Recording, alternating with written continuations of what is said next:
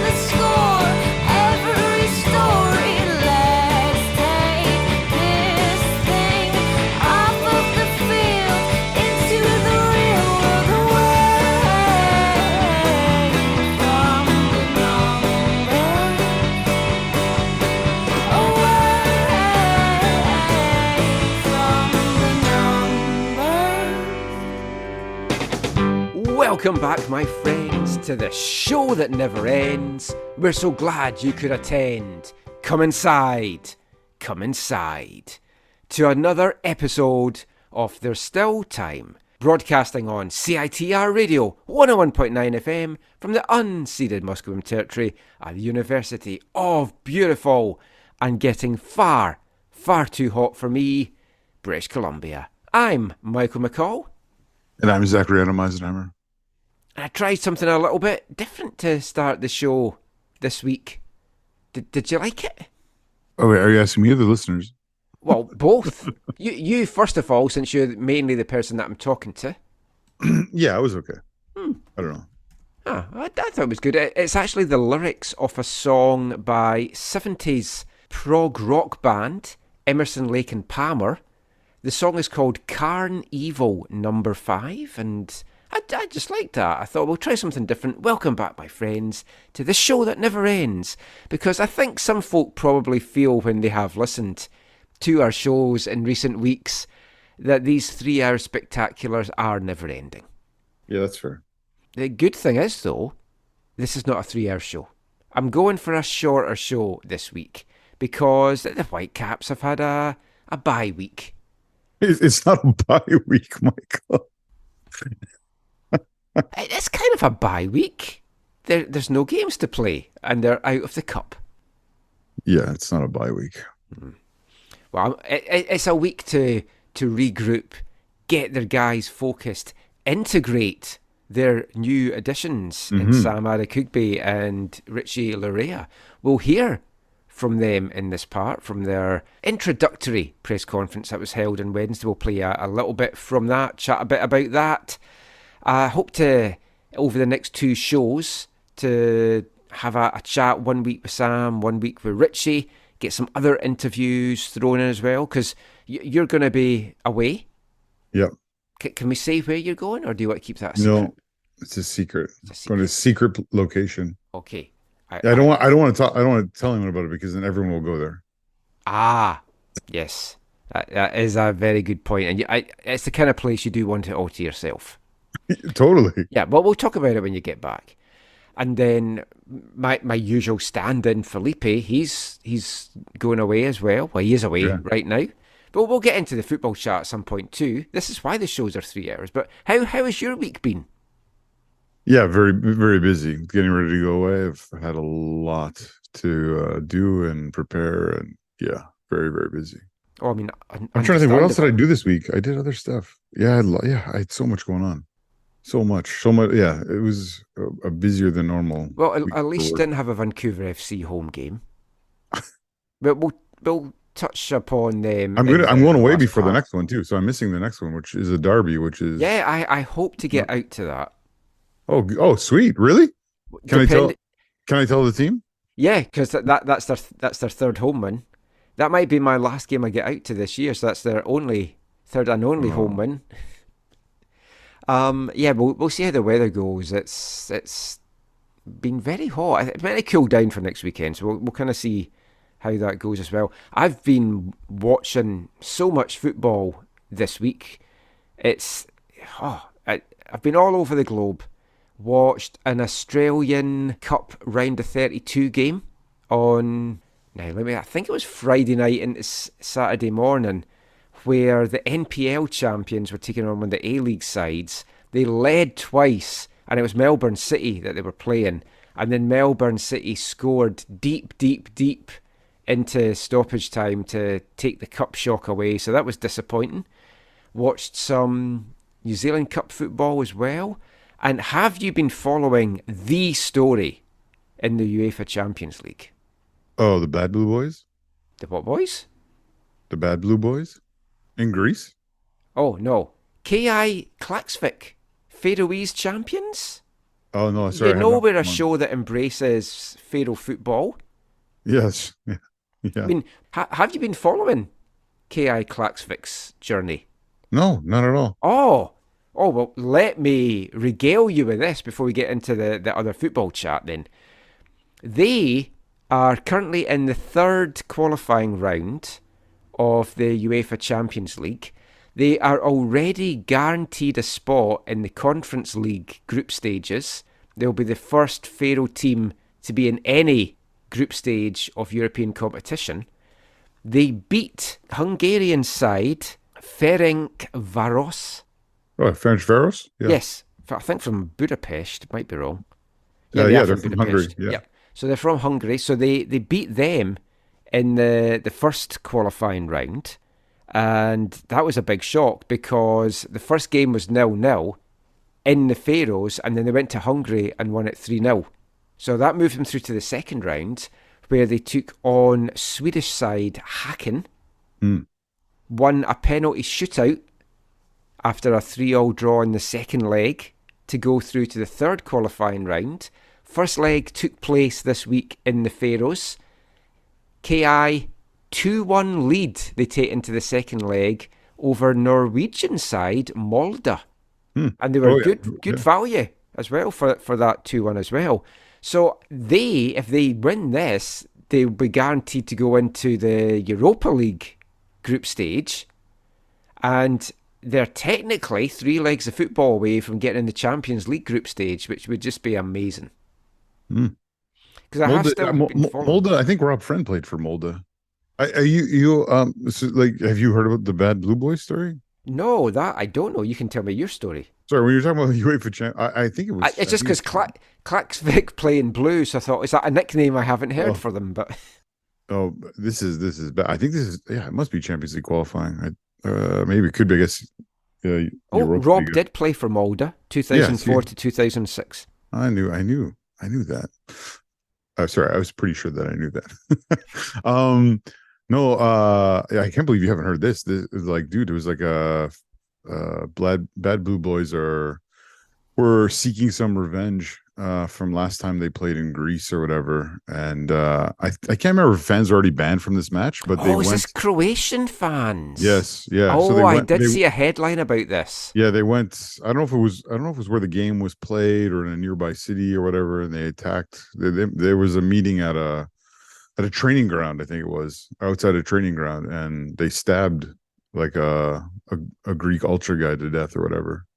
Oh, to keep it light, I had a nice fairy tale story from the Champions League. Oh, when you said big news from the Champions League, I was like, a guy losing his life. Is there anything bigger than that? But I guess the Pharaoh story is nice too. But I originally heard it because I saw the ultras from Rapid Vienna, who whatever. They had a banner at the weekend that said, "Killers in our movement are killing our movement," which I thought was quite an interesting commentary on it all. But that's quite sad. It's tragic. I mean, and then within the ultras world, there's all this like back and forth over it's not real hooliganism, essentially, because they bring knives and this is what happens and blah blah, all these ridiculous conversations or whatever. But yeah, it's incredibly sad, obviously. And I love football, but and football of course makes you dislike people or clubs or both or whatever, but or organizations or governing bodies. Oh, that was good. I like that a lot. But not to the point of like like stabbing someone to death, you know, like No. it's mind blowing. Mind I blowing. mean, it is. I mean, I just, like, in all seriousness, I know we have our jokey Football Violence Awareness Month and everything like that, but it's like just so sad. I hadn't heard about that.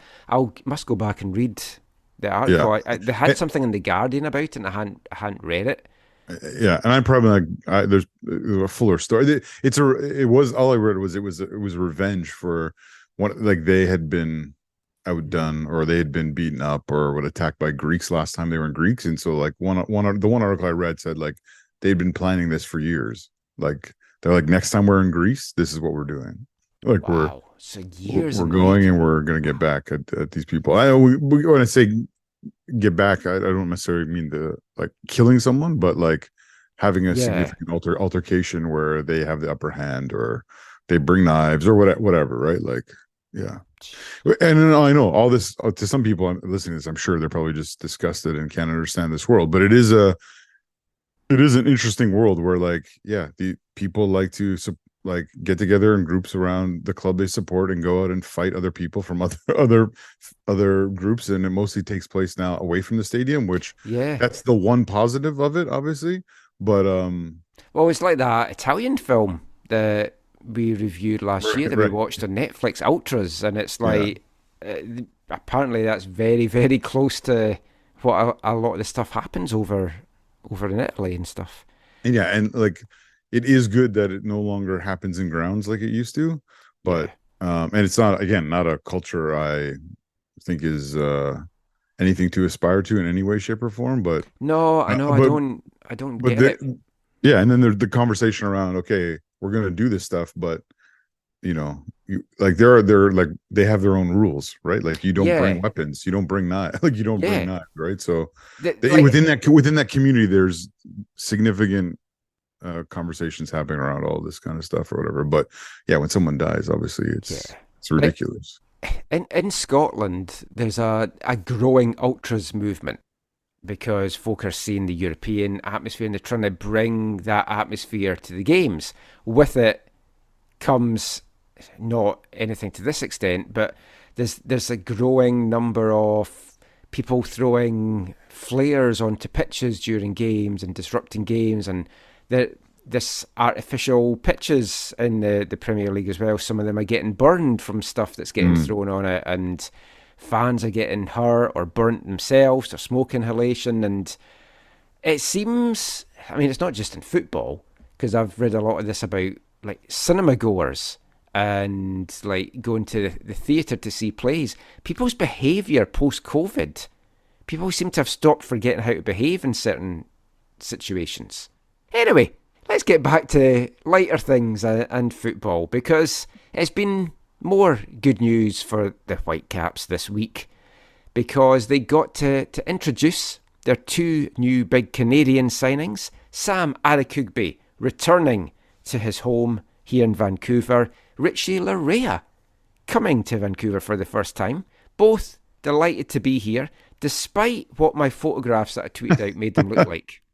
I maybe caught them at a bad moment. They did look miserable as hell in it, but there were smiles during the press conference, so they are happy to be here.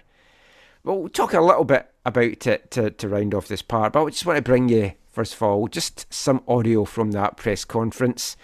A lot of you won't have seen this, so just here's Sam and Richie just talking about their move to the Caps.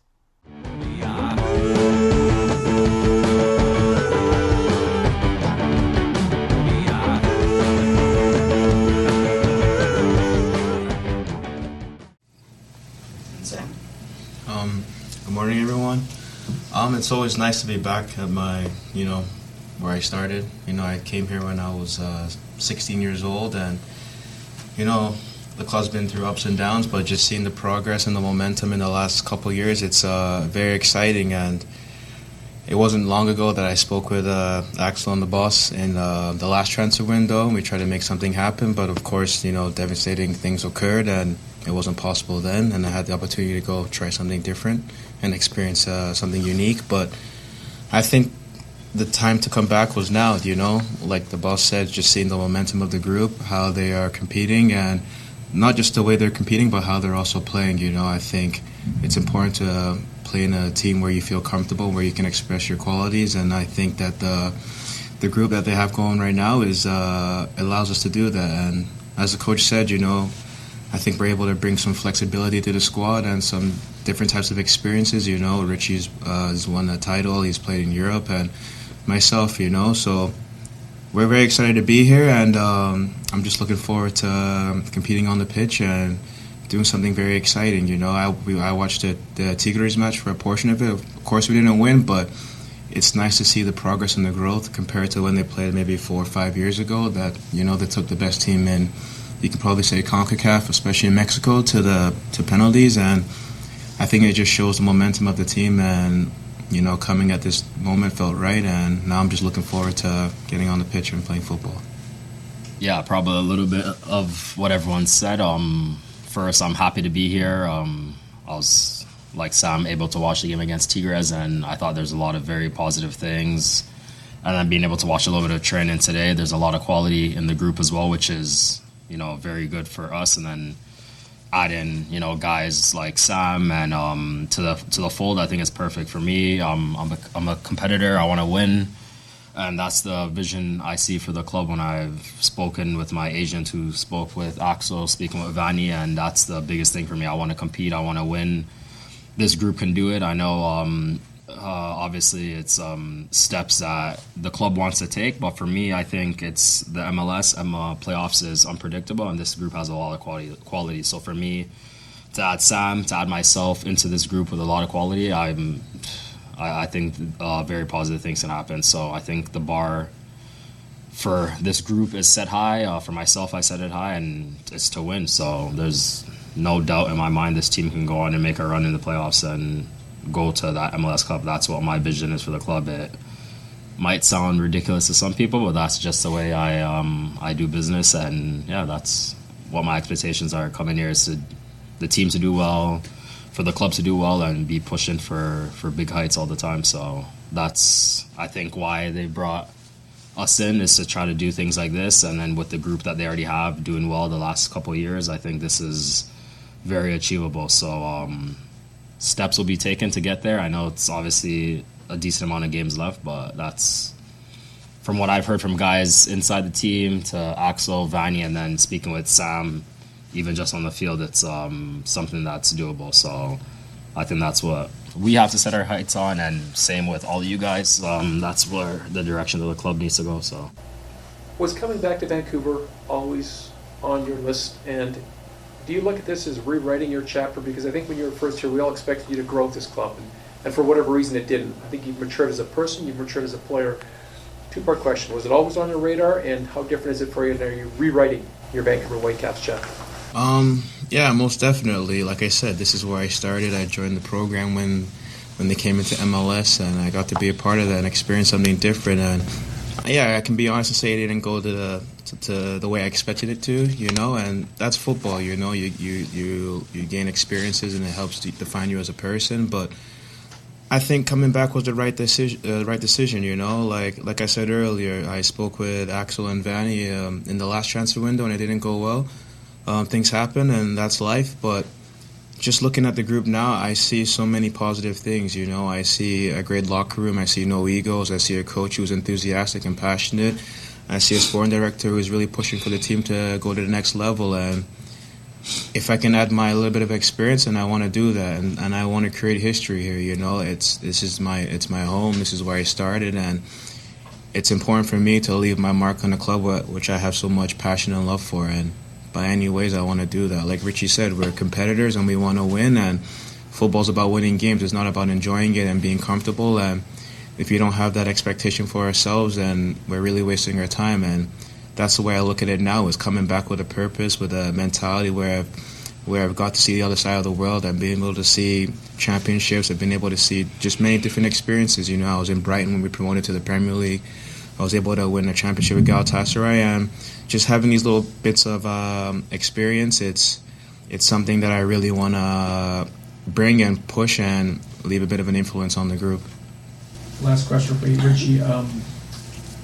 When will you decide on if you want to make this a long-term commitment to this franchise in terms of signing an extension and spending a few more years than just the rest of the season? Yeah, I think for me, I'm a type of guy as well. I like to go day to day, so that has been my mentality. In the past, I've looked a little bit too far into the future, and I think it affects me at the present. So for me, I'm day to day. The club, again, since I come, has been really good. They've welcomed me well. The project here is very good, so it's definitely a place long term that I think is going to be competing with the rest of the teams in the West and MLS in general, the way it's going currently. So, yeah, I think I'll take it day to day, but so far it's been so good, and everything I've seen and heard from people in this building, outside of this building, has been positive. So that's the way I'm looking at it right now. Just to continue then with that, Richie, the last couple of years, how difficult has it been for you? You make the move to England, the team goes up, basically buys a whole new squad. Are you just kind of yearning for that stability back again, to know that you've got a long-term future somewhere? Yeah, that's obviously important. With obviously having a family and all that type of stuff, stability is always good. So definitely top of the list, but I also don't trade those experiences that I've had these past 4 or 5 years for anything. You know, my career, I think, has been rough to start and has been moving forward as of when I landed in Toronto in 2019. So I think I'm just taking it all in at this moment. I wouldn't go back on anything that I've done. So yeah, I think I would say that. But for sure, stability is important, I think, moving forward, especially into a new World Cup cycle, with having a young family as well. I think that's super important. Sam, glad to have you back at the club. First of all, the Sam that's coming back now, how different are you as a player and a person from the Sam that left in 2017? I think as a person, I've gained many new experiences, and I think that, you know, experiencing different things, I became more mature. You know, when I was here, I was a young kid, you know, and the Whitecaps gave me everything, but I think at the same time I took advantage of it, and I wasn't able to give my full self. You know, I was very comfortable, and I needed that change to go and experience something different and change my mentality. And I think that I've grown a lot in the last, 6-7 years since I've been abroad, and I think as a player I've just, I've played in so many different environments, and I've had so many different experiences that I've grown. I think I saw a stat that I came back here with 250 games, and it just shows that, like, with that comes a lot of experiences, with a lot of bad games, with a lot of good games, with a lot of goals, with a lot of assists, and ultimately I've grown as a player. And I think with time everything progresses, and I think with those experiences, growing as a player and as a person, it's just something unique. Did you guys talk about everything? Did you guys know that we were both signing for this club, or was it a surprise when you were both announced? He told me it was coming, so I came as well. It was literally like that, like we speak to each other quite a lot. We're really close as well on the national team. It was like one of my closest friends on the national team, and I just think when we found out each other was coming, like it was so late in the window that I just called Richie. Richie was calling me. He's like, "Are you going?" I said, "Yeah, I'm going." "Are you going?" He said, "Yeah." And then he says, "Here we are," and we're also both close to Thomas, who used to be a player here, and he's been really influential in our careers. We've known him since the national team. We've known him. He's almost a big brother to us. Him, Atiba, Junior, Adekugbe. These are people who's played a lot of an important part in our career, and also having him give us the push and the drive to come, because it's very easy to talk with the coach and the sporting director about the project, because they're very ambitious and very passionate for the team. But when you speak with someone who's experienced different things as a player as well, and someone that you really do trust, it gives you that added confidence. And I spoke with these guys in the last window, and I spoke with Toss then, and I spoke with Toss now, and they weren't lying, seeing the growth and how the team is competing now in the playoff spot, and not just being there but playing with good football. The decision was very easy for me. Let's start with you, Richie. Does it feel any different joining a team that has such a long history with TFC, who is, a rival nationally? Yeah, I mean, that's there, but it happens in football, right? So it's for me normal. It happens everywhere across the world, and yeah, it just comes with it. And for me, I have a lot of respect still for Toronto FC, of course, for the people there in the front office. They've done a lot for myself and my family. The guys that are still there, Bill Manning and Jason Hernandez, have done a lot for me. They, pulled a lot of different strings, many years to keep me there and get me to extend and make sure my family was comfortable. And now they're obviously in a tough moment, but going through a rebuild, and I know they'll do just fine in doing that and getting the club back to where it needs to be. But again, for me now, my competitor hat's on, and what matters to me is what happens here. Everything else is, I don't care, honestly, and I don't mean that rudely. This is my club now. This is where my focus is. But obviously, always wishing a club like that's taken me under, and really, I feel like started my career. Have a lot of gratitude and appreciation for them, so that will never leave. But just like when we play against them, I'm going to go in there and I'm going to win the game. I'm going to do everything possible, whatever that looks like, to win the game. And they know me as a person, and I'll be doing that as well. So yeah, a lot of love and respect for them. But everything that matters now for me is in this building and what this team's going to be doing. Question for both of you: how do you guys see your roles in the locker room? Are you going to be those veteran guys, or you still feel like you're on the learning process as developing as players? Yeah, I would say definitely veteran experience, whether it be European games, MLS game, national team games, we have that. So it's, I think, important for us to take that step to help, the other veterans and leaders in the team keep pushing this team forward, and it's not only... the way I look at it, it's not us being head figures on the team. I think everyone needs to contribute in their own ways, even the young guys, the guys that are coming up and trying to make their careers. Everyone has to help each other in this push to bring the club where it needs to be. But I think for sure we need to bring that on and off the field, both Sam and I, and help the other veterans and help the younger guys also push forward. Yeah, I think similar to what Richie said, we bring different experiences, and you can use that as leadership. You can also be humble and learning from people who've, done a lot of things. And I think just bringing something fresh and getting along with the guys. And I just see so much positivity in what we can do. But, I'm not the kind of person to talk to young players and push them. I just like to play football and listen to the older guys and try and talk to the younger guys. But, just bringing something different, it can be viewed as leadership. It can also be viewed as, just being a bit younger in sense of footballing identity, but I'm just looking forward to it.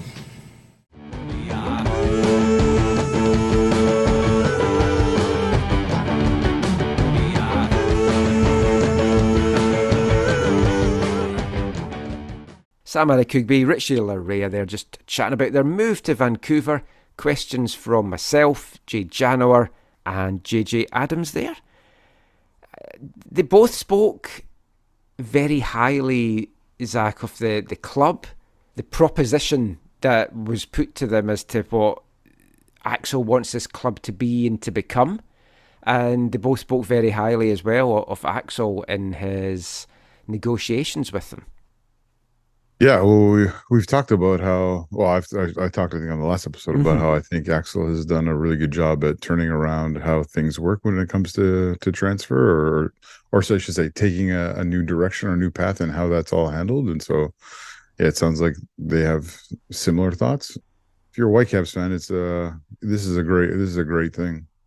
And as much as you'd like to go further in a competition, it's also having this little window here of helping these guys get settled, helping them be integrated into the team is huge. Yeah. Vanny says they'll be ready for the squad for the San Jose game, maybe not as starters, but they should both be in the squad. Because it was funny because he said he didn't obviously want to say who, but it's like one of them is further forward in the other, because one of them's been in pre-season training and one of them hasn't. And it's like, well, I wonder which one that might be. Yeah. Considering Sam was in Italy with his Turkish team and Richie Laryea was visiting family in Atlanta. Yeah, because he was off for like a month, right? Yeah. Yeah. That's unfortunate. Yeah. But they like the direction that the club's going. From Sam's point of view, the club is so different. Oh, yeah. To what it was when he left. And we were talking about this. He's obviously been back since with Canada, but that training centre wasn't here the first time when he was here. So he's got all these facilities now, and he seems genuinely happy to be back. And as a player, I asked him what kind of a different player is. So he's a much more mature player. And we won't revisit what we said last week, aside from saying he wouldn't be the man and the player he is now if he'd stayed.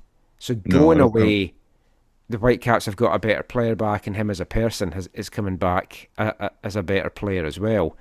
They both also mentioned the fact that Toss Ricketts played a big part in this. He sold the club to them, and they're good friends with Toss. They kind of look at him as like an older brother kind of figure. And I asked Sam and Richie, did you guys talk about this? Did you both know that this move was coming? And Richie's joking, oh yeah, Sam said he was coming. So I said, oh, okay, I'm coming as well then. But they did talk, and it's like, you can imagine they said, well, look what we can do at this club together, and Toss has sold, look, it's so much different. I don't know what it was like before, but this is what we're doing. We're in the community. We've got a squad. They spoke about having a very passionate manager as well, which I'm pretty sure Vanny could sell the club to anyone just with his enthusiasm alone. You just have to sit down with him for a few minutes. Sam did reveal, because we know that these rumours have been around for a while, they tried to get this done in the last window and then it just didn't work out. So it has been something that's been on the cards for a long time for him. Sam was asked to describe kind of his skill set, what he's going to bring to the team. And I didn't include this in the audio there, but he said that he talked about his attacking prowess and how he likes to be an attacking player, and then said, sometimes I like to defend, which Vanny chipped in right away with, hopefully more than sometimes, which got big laughs from everyone. But I think the general feeling in the room from the players, from Axel, from Vanny, even the media that were there as well, there is a feeling that this team, maybe not this season, maybe it'll be next season, but it is on the cusp of doing big things and doing something special. Whether that is in Champions League, whether that's in MLS, whether that's in Leagues Cup, it does feel that the beginnings of something really good are finally starting to take shape here. Yeah, they're moving in a really, really good direction, and I still think that, I can't remember if I said this recently, but I think you and I have talked about it. But it still feels like they haven't got enough results that reflect their play and or quality of players. Yes, like I think they're behind where they could or should be. So this last little part of the season will be to see if they can rectify that. Yeah, and obviously it's testing because they've got that 7-game road stretch, which at least it's broken up a little bit by international windows and stuff as well. And MLS action gets back underway next Sunday. The Whitecaps hosting San Jose Earthquakes. That's a must-win game for them. But with this stretch coming up after it, they've got to get the 3 points from that. They're currently 7th in the West, 3 points above the playoff line, but they've got that game in hand from that Colorado postponement. Now, win that, and they're up to 5th. Obviously, there's other games in between, so it doesn't quite work out as simple as that. But on paper, win that, they're up to 5th, and they're 2 points off 4th.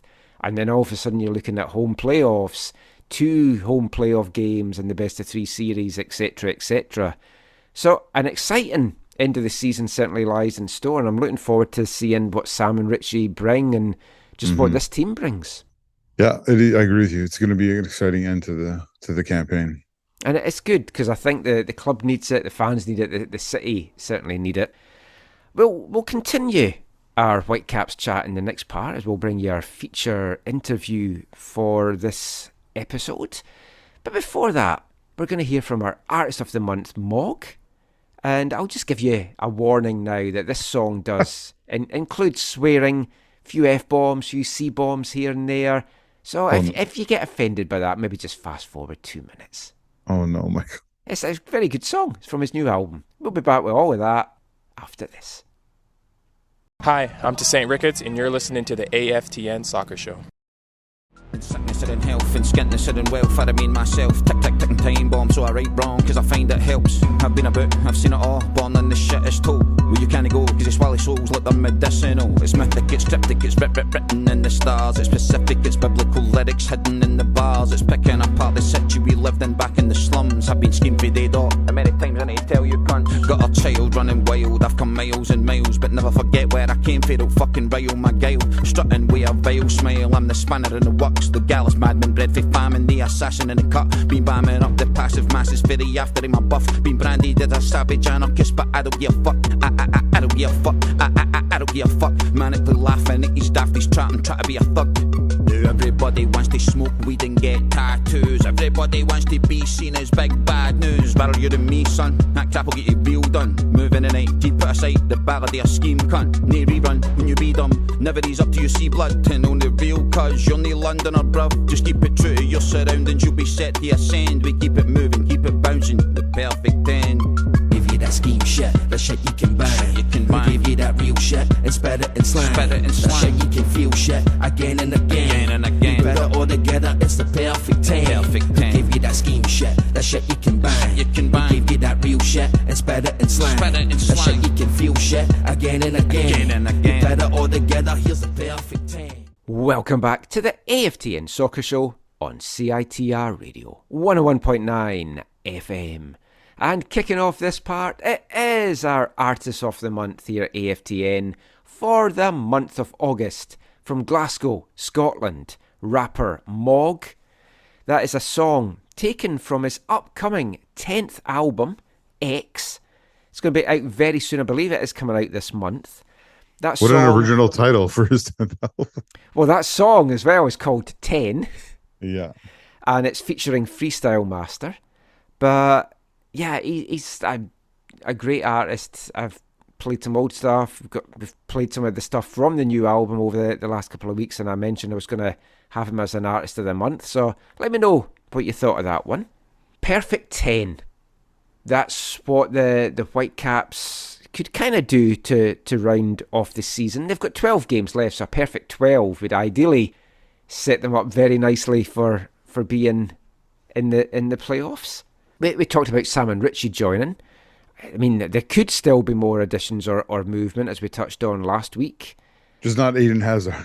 No. Oh, that is just a rumour that will not go away. And I was also more surprised that he was described as star striker.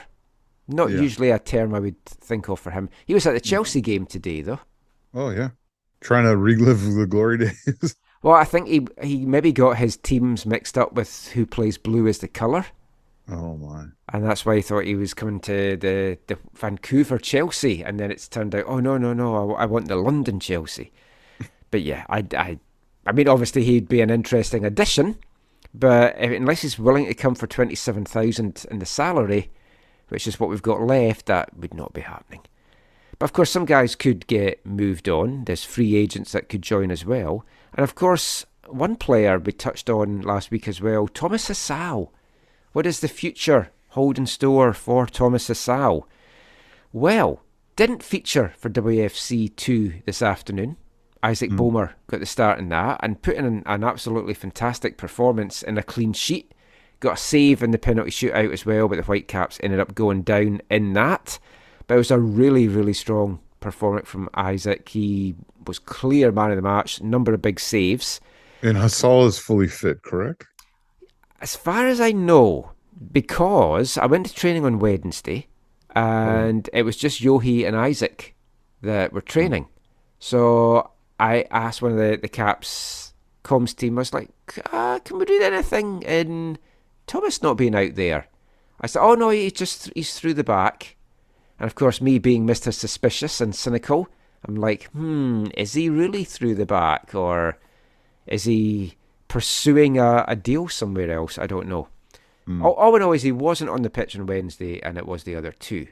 And I did ask if he is fit, and I was told, yeah. Ryan Gold wasn't out either, so I was told he was also through the back. That one I believed. Maybe I'm just getting old and cynical. But Isaac Boehmer, I think we can safely assume, has now established himself as the number 2 at the club. And he's going to be celebrating his 4th year anniversary of signing his homegrown deal in August 2020. The time's kind of flown by, really. I couldn't believe it was 4 years when I was looking that up. So caught up with Isaac at training this week just to talk about his development at the club in this 4 years and just the rivalry I'm sure he has with Thomas Hasal and a few other goalkeeping issues as well. So go stick the kettle on, grab your biscuit of choice. Here's this episode's feature interview, Isaac Boehmer.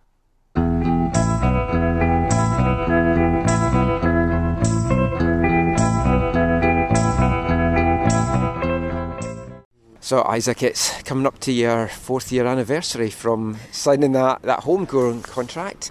How have you viewed the last 4 years here in Vancouver? Well, the first few years I think were just, I still think it is just keep on progressing every year.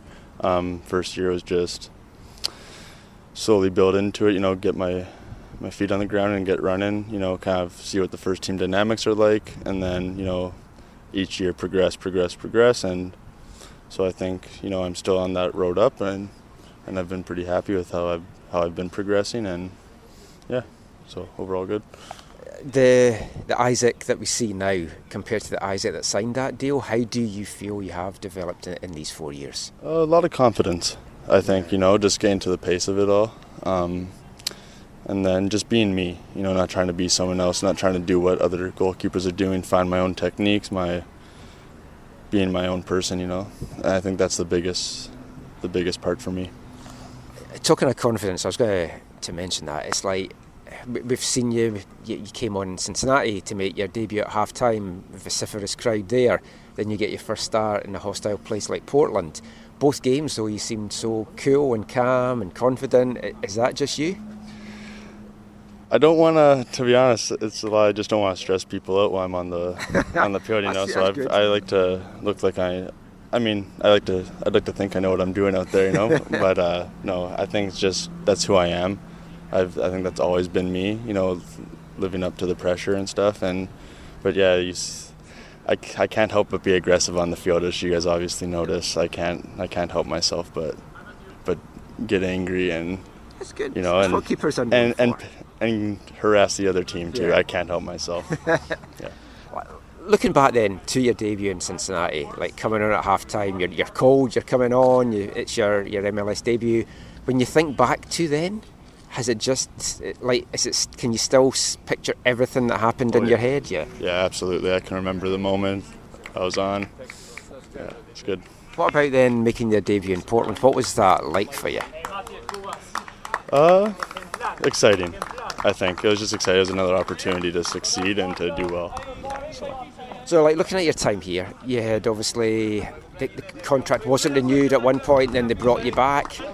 During those kind of couple of months when they had released you and then brought you back in for pre-season, were you kind of wondering what to do with yourself, or was the plan always to bring you back for pre-season? I think the plan was to always re-sign, but it was just continuing the progress, continue to grow, and to just continue to work hard, because in the end it's all going to eventually, hopefully come together like it should.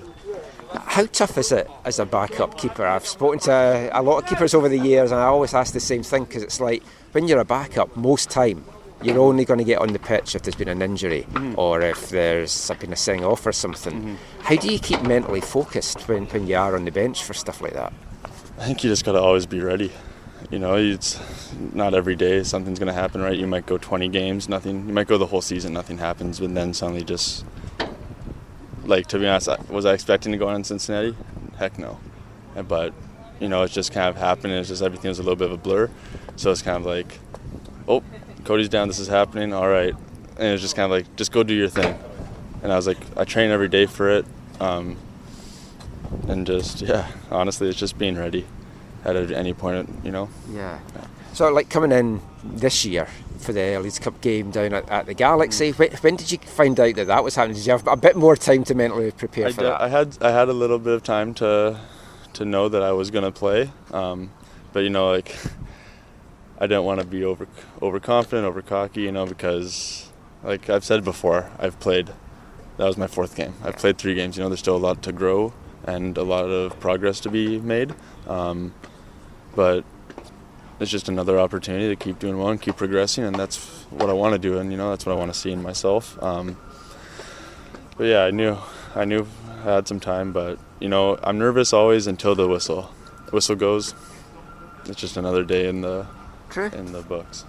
Having the time under your belt with WFC too, you're obviously getting regular minutes there. How much has that helped you, not just with your development, but being ready for situations? It keeps you mentally sharp. Yeah. There's situations that happen in the game that if you haven't played in months, it's going to catch you off guard and you're going to mess up. But no, it's kept me mentally sharp. I think I've played around 7 games now with them this year, but it's definitely helped a lot. It's really good to have there, so we can stay mentally sharp, you can stay in tune with everything, and yeah. The thing with keepers, obviously, it's just one guy's going to play, and usually for the 90 minutes, the one guy's going to play. For yourself and Thomas, obviously having that kind of battle to be the backup, is it a friendly rivalry? We push each other, I'll say that. It's at the end of the day, it's coach's decision what's going to happen, and whether I'm there, he's there, it's just keep working hard and try to progress as much as I can, and we don't want to be assholes to each other, Sorry to swear on. Oh, we don't want to, bring each other down. We want to keep pushing each other to be better, and I think that's what actually creates a healthy environment for us. Playing in MLS Next Pro, you've got the penalty shootouts, obviously, at the end of the matches. When you look at the new rules that's coming in for penalties, you're the first keeper I've spoken to since these rules have kind of come out. What do you make of them? Because you're not, you're not allowed to do anything. It's hard to have a chance, But regardless, I think if you make the save, I think the players made the mistake, because you should score. But I never feel really worried going into penalty shootouts because I trust my ability. But you also don't have a lot of pressure on you to make every save, right? True. So you can only really shine in those moments. But yeah. When you're sitting watching something like the game with Guzman and you're seeing him doing mimes and pulling magic streamers out, what do you think of that as a keeper? Do you like it? Honestly, give you hints? I laughed a bit when he started. I was like, what's going on? But I don't mind it. It's mind games. Penalties are all mind games. If it works for him, it did. Yeah, if you can get that extra boost, the extra mind game, then go ahead and do it. I'm all for it. Last thing. When you were younger, you went over to Germany, had a little bit of time training with Schalke. Mm-hmm. When did you know that you wanted to be a pro and that was the career that you wanted? Very young, when I was like 10 maybe younger. It was our Opa's dream to be he's over in Germany, it was his dream, and then it was Dad's dream, so I could say I'm living a little bit of all of ours. Oh, awesome.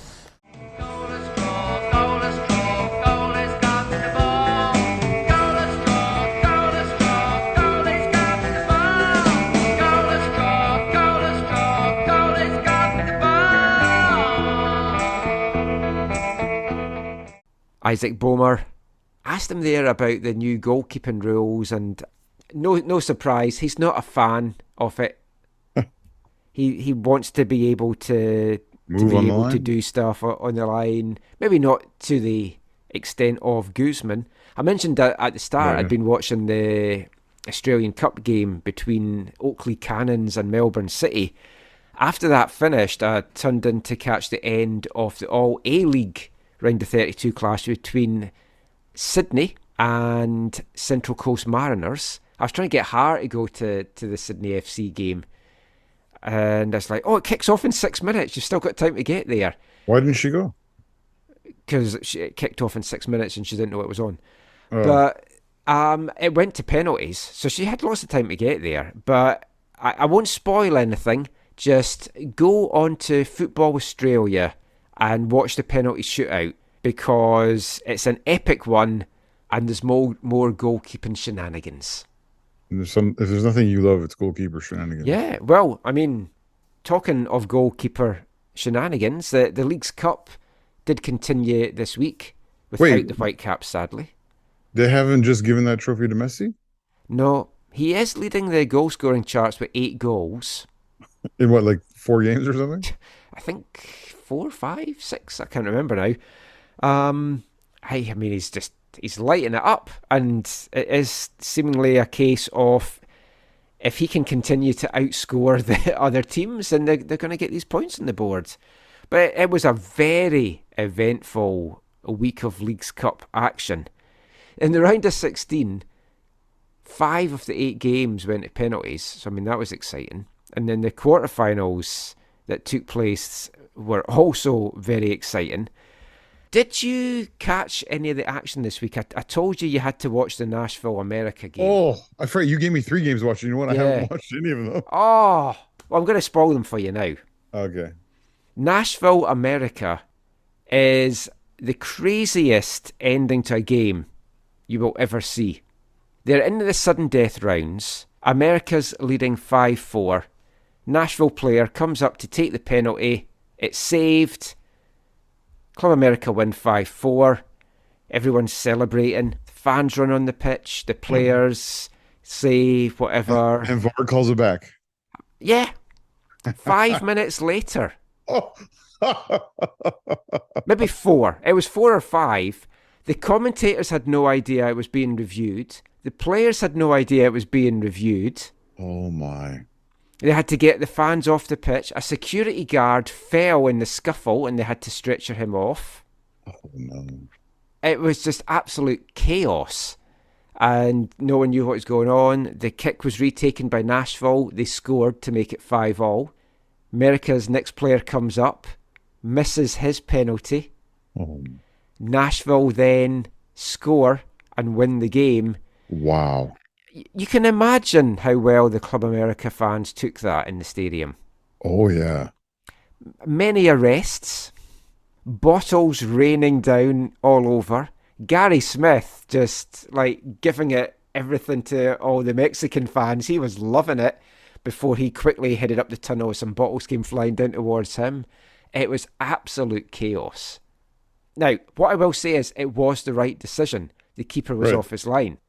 But you cannot let it go that much.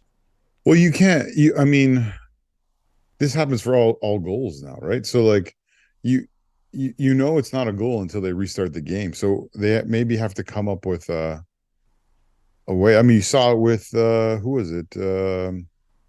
I can't remember if we've already talked about this or we're talking about it later. But Sweden versus the U.S. Oh yeah, right. Like I mean, that one was more obvious than it would have. Yeah, because we talked about that last week. Yeah, so it would have done it in the moment, right? Yeah. So, oh yeah, that was instant.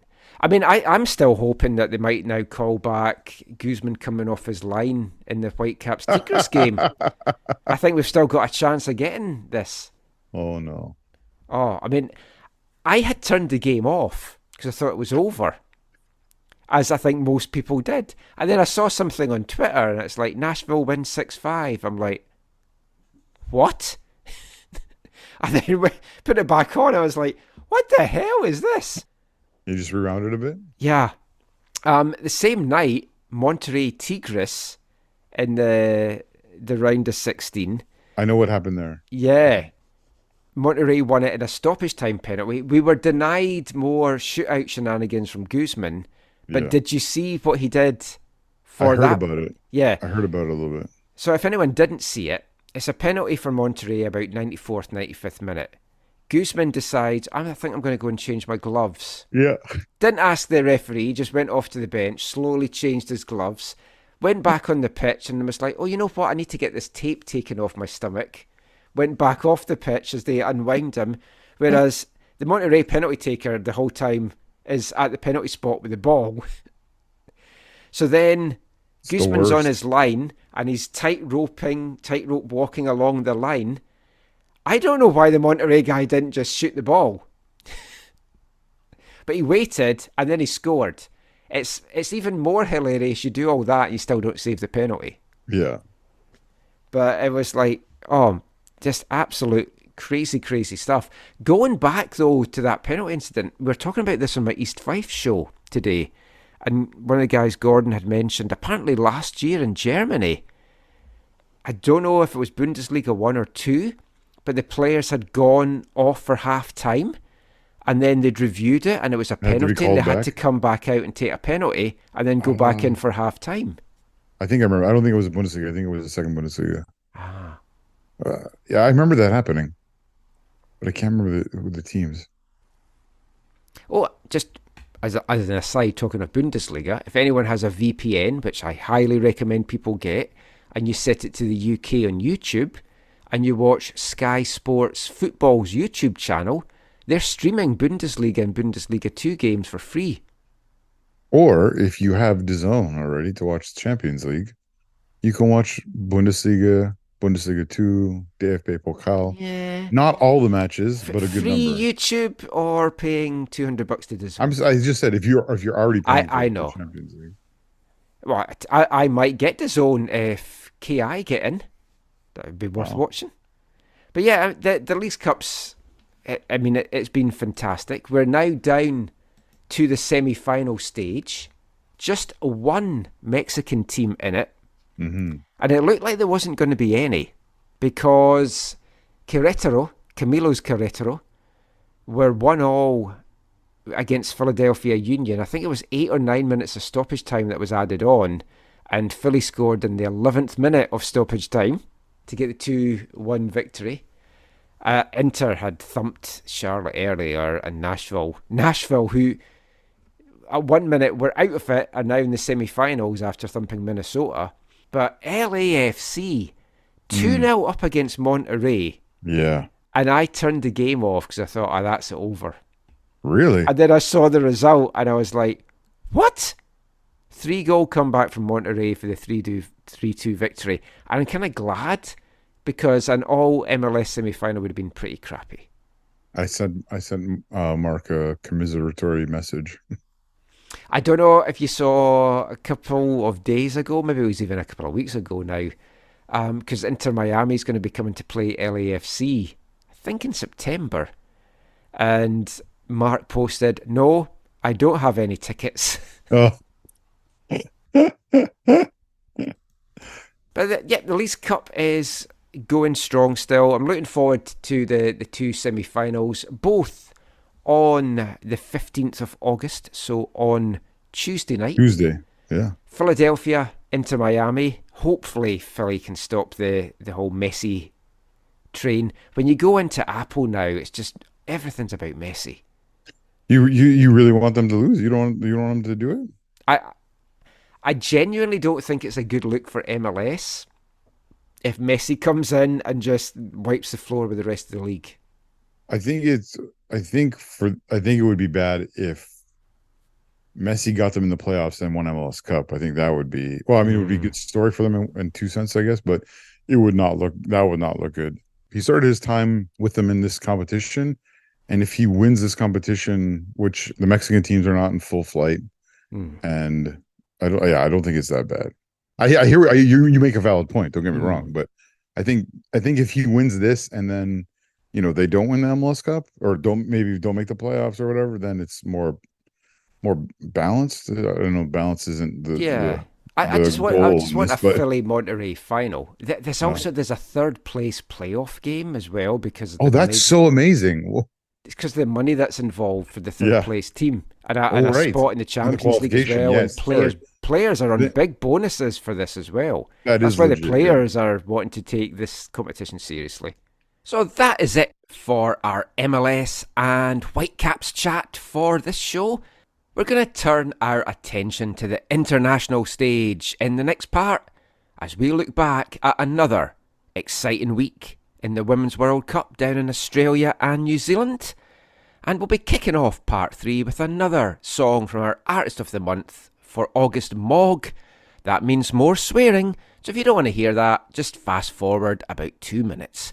But we'll be back with all of that after this. Hi, I'm Vanni Sartini, and you're listening to the AFTN Soccer Show. I went south. Fuck a penthouse, but I went south where the rent mounts till you have to up and get out. Fucking get down, love my head down because everybody's hellbound. We went south. Fuck a penthouse, but I went south where the rent mounts till you have to up and get out. Fucking get down, love my net town, because everybody's hellbound. We went south. Every broken bottle tells a story. Take a mental 40 of the blood-stained grun below me. DNA and sparked fags, gangster tags and overpopulated plastic bags. My people go from rags to rags, shag to shag, and end up dying for the smack they jag. Hearing the bells it tolls, we keep the devil in holes and never see him coming after our souls. Ball deep in the belly of the beast, watching talking meat walk the street with broad feet. My people sleep on concrete, they are long streets for a soft breach cause they mock police. Should I make moves and seek a reason to boost, or do I want to stay put and see my freedom fade out? Should I go out or stay at home, roam about or play it safe? Raised by my mates in this crazy place. Fuck a penthouse, but I went south where the rent mounts till you have to up and get out. Fucking get down, love my Ned town, because everybody's hellbound. We went south. Fuck a penthouse, but I went south where the rent mounts till you have to up and get out. Fucking get down, love my Ned town, because everybody's hellbound. We went south. Welcome back to the AFTN Soccer Show on CITR Radio 101.9 FM. And kicking off this part, it's the second song tonight from our Artist of the Month here at AFTN for the month of August, from Glasgow, Scotland, rapper Mog. That is a song that you can find on his 2013 compilation album of a lot of his early stuff. It's called Colours. The song is Went South. You can find that and all of other Mog stuff on Bandcamp. Just search for Mog in black and white and you can get all of his stuff there. So that song was Went South. Do you know who else has gone south for the last month or so? All the talented women at the Women's World Cup.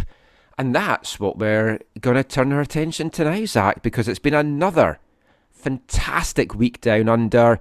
Drama galore, some fantastic team performances, some fantastic individual performances, and all round just fantastic entertainment. I mean, we said last week, the best one so far, and it just keeps giving and giving. The storylines, the drama. Still a little bit nervous because England are still in it. Ugh. Yeah, I so thought when you saw the game or the goals or the highlights? Yeah. Oh no. Yeah. I stayed up and watched the Australia game. Okay. Because as I said, I've been cheering on the Aussie girls from the start. Yeah. Oh, you had to stay up really late to watch that one.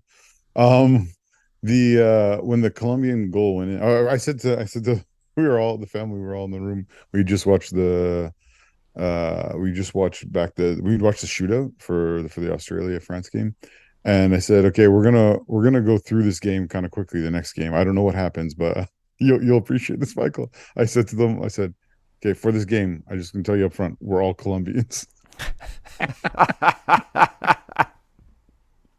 And when that deflected own goal went in, I was just like, there's a chance. Mm-hmm.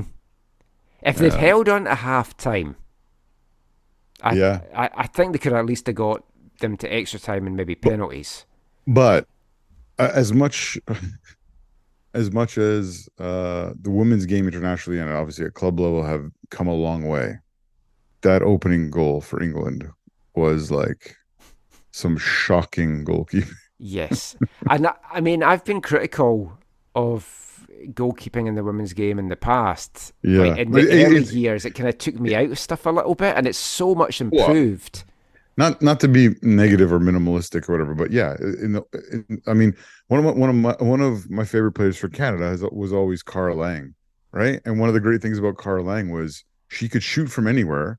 And yeah, back in the day when the goalkeepers were still developing in general, she could score goals from quite a distance because she could put the ball like in the top corner or whatever, and keepers couldn't get to it back in the day. Whereas now that's less likely. I mean, considerably less likely, I would say. If you haven't seen the England's first goal and the spill, the multiple spills, or the initial spill even, and then the second a chance to make up for it failing. I mean, she'll have nightmares about that. Yeah. And then she went off. Oh, yeah. I was fast forwarding through it after England had kind of scored, and I was like, no, where this is going. So Was it an eye injury or was it a contact lens or? I can't remember now. Yeah, it was just weird because she'd stretched to try and stop the second goal going in, and I thought, oh, maybe she's pulled something. But then they were attending to her head and stuff, so I don't know. Yeah, I did not have sound on for that. But like when we were recording the show last week, because it was a late show, and I didn't know that the England-Nigeria game had started early because the times are all over the place. Yeah. And then Har had sent me a message, and I think we'd finished recording we finished recording at 1:30, and then you took me down a dark hole of you need to get grind hopping app. I haven't touched it since last week. Don't start me back on it again. You need to get back on it. We'll talk about that. That was an hour and a half we spent. We need to talk about that on another episode. But yeah. Yeah, once I've logged everything, we'll talk about that. I gotta log more of my history first. But wait, I lost an hour and a half when I could have been watching the England-Nigeria game, but then Har had sent me a message about it. I do need to tell you though, just so I got the email today, I have got some a ground for some preseason friendlies approved. So we have another ground with more matches. Awesome. Yeah, we'll explain what this is in a future show. It's a lot of fun. We'll wait till we get ours all up to date. But I just want to go back to that England-Nigeria game. And Lauren James. Was that the goalless draw? Oh, yes. And then England won 4-2 on penalties. Where Nigeria were so nervous with those first couple of kicks. And that red card was massive. That red card was absolutely shocking. I think they're going to celebrate it, though, in England by bringing out a special commemorative stamp. If you haven't seen it, you don't get what the pun Michael's playing. I'm sure everyone has seen it. It was James pulling like a David Beckham, where it's no, I'm just everyone's like, oh, the women's game's so much cleaner. There's none of this stuff going on. It's like, hey, have you seen some of these videos that do the rounds on YouTube? It was so Beckham in '98, right? After it plays over, and I'm just gonna have take a little moment here. And it was just so stupid. And now she's out at the semi as well against the Aussies because it's a 2-game ban that she got. Which is a massive game. Yeah. I mean, just looking at the semi, so it's Spain v Sweden. Now, the time that this comes out, it's not going to be a lot of time for people to have listened to this before the games take place, but there's 3 European teams in the last 4, but the host Australia being the other team. Spain, Sweden, for me, Spain have played some of the best football in the tournament, along with Japan, and I was stunned by that 2-1 win for Sweden over Japan, I've got to say. Dude, it played out exactly as we talked about on the podcast, right? I said the Sweden needs to use their dominance on set plays, and they did. And Japan, obviously, in set plays, Sweden included a penalty, and I think it was the second phase of a corner, and Japan obviously missed their penalty, and that really, really, really cost them. Who have you got then between Spain and Sweden? Well, Spain is lucky that they got past Holland, man. Like, very, very, very, very fortunate. I would much prefer Sweden won, personally. I'm not saying they will win, or I think they should, or whatever. I know lots of people are really high on Spain and the way they played. But yeah, for me, I'd much rather have Sweden go to the final. It's crazy. Japan beat Spain 4-0. And now Spain are on the verge of getting to the final and could be one of the favourites to win the final, I've got to say. I've really liked how they've played. I think they play great. Obviously, we're both Aussie! Oh, yeah. The Aussies need to beat England. That would be huge. Yeah. I mean, it was huge for them to make it to the semi-final. I don't know if you've seen their paper, the Daily Telegraph. They've renamed it the Daily Telegraph for Tildas. Nice. I mean, because I've spoken a lot about it. I watch a lot of Australian and New Zealand shows, especially a lot of the comedy news shows and stuff that they do. The team's really captured the public's imagination. It's fantastic to see it. And that shootout with France, oh boy, drama. Because I was saying I watched it live. I didn't. I watched the first half live and then I went to bed. And then I didn't know the score, and then I watched it the next day when I woke up. And I was like, I said to my dog, Annie, I'll take you out after I watch this. It was a while before she got out for her walk. Yeah, poor Annie. You saw that with like three or 4 minutes left in play that France subbed on a keeper who's really good, Durand, I think it was. Which I thought the time that they subbed her on was risky. Yeah, because there was still still had to face a shot or two. Yeah, because she came out for one and didn't collect it, and it's like you've got a cold keeper for 2 minutes here. That was one Sam Kerr, I think, put out for a goal kick or whatever. Yeah, it was. Yeah, apparently she's better at the other keeper at penalties, and that was like her international debut in a World Cup final. Now, as you watched it play out, you're like, okay, well, she saved 2 penalties, so I don't think you can be harsh on her at all. Right? Oh no, and, I mean, and it only went 10 rounds, so she didn't get to take one. Yeah, which that might have been too much for to if she had missed or whatever, right? But when she saved the nerves. I mean, for the Aussies with that crowd, Caitlin was actually off that day when I was watching it, and I said to her, and I've said this before, I don't know that I could get my legs to work for something like that in front of all those folks. The whole country is just watching you. I can't remember her name now, but the last shooter for France, you could tell, like, there's a reason why she's like, or 10 anyway. She was last outfield player. And then of course the Aussie keeper, who was brilliant, she had the chance to win it from the spot because she was their first shooter, and she hit the post also. Did you see her interview afterwards? Because they said, how you feeling? You're the hero in the shootout. She says, I just keep thinking about the one I missed. But she's so good. She's the character. And like, I've always had a soft spot for the Matildas from when they were here in 2015, because I went to their training and they were so generous with their time. Like, I just turned up. They didn't know me from Adam. Adam couldn't make it. But I spoke to, I looked back to see who it was. So I spoke to Lydia Williams, who's retired now, and Katrina Gorey, who's still playing. She was on a show back penalty, right? No, she missed hers. She missed. Oh, she missed. Okay, because she stepped up to take it, and she would have won it if she scored it. Yes. And I said to Caitlin, "Oh, here's Katrina." I spoke to her, and it's like, "Oh, she's missed." Did you get her? Did you get her saying you're listening to the AFTN? You got a bumper from her? I didn't back then, no. But it's like they were great to be around when they were here, and I've always kind of supported them since. And I don't think I got to see them play. Like, they were here, right? I don't think I saw them play. They trained here. They must have played here as well if they were training here, because they were at Empire. That's one team I need to go back and kind of double check. There's 1 or 2 games from that World Cup that I'm like unsure. I got to double check my tickets, but you could have been away maybe with Canada though. Yeah, that's what I mean. I was in Edmonton for Canada for 1 game, 2 games, 1 game, I think. But I mean, what this would do for football down there, it's massive. Cause it's not the biggest sport. It's cricket, it's rugby union, it's Aussie rules, and then it's maybe 4th. Did you see on the broadcast?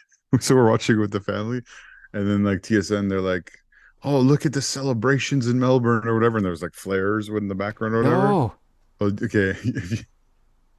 In the foreground, there's some young man walking by making how should I put it, the wanker gesture. my wife's like looking to see my kids catch it or whatever, and she was like, "Oh," I'm like, "Oh, what was wrong?" She's like, "Did you see that?" I'm like, "No," and then she told me that. I'm pretty sure it will feature on a show that I watch called The Cheap Seats. It's a topical news show, and they've featured all these funny things that's taken place at these games and stuff, so I'm sure they'll have that on it. But if you can find The Cheap Seats online, it's on Channel 10. Highly recommend it. Fantastic show. But yeah, hopefully the Aussies can do it. Hopefully the Aussies can go all the way. It's just going to be fantastic if they can.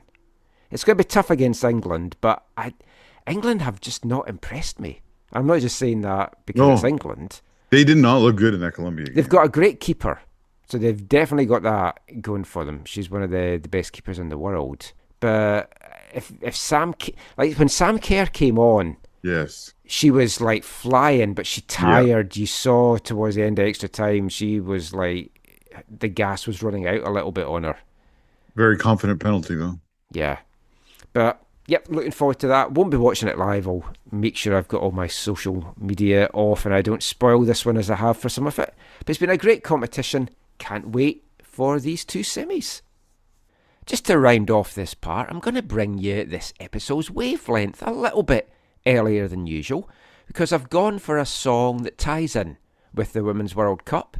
It's from August 2022. Also ties in with our rap theme that we've got going this month on the show. It's from Cardiff rapper Juice Menace. And this is a collaboration that she brought out in conjunction with the Welsh FA. The track focuses on Wales's for us, for them, for her messaging, which has been used through their World Cup qualifying campaign for this 2023 World Cup. Sadly, Wales didn't make it, and sadly neither did Scotland either. The whole messaging was focused on inspiring a future generation of female footballers, acknowledging former Welsh internationals that paved the way and the goals and the aims for players in the squad now and in the future. So this is Juice Menace and her song, For Her.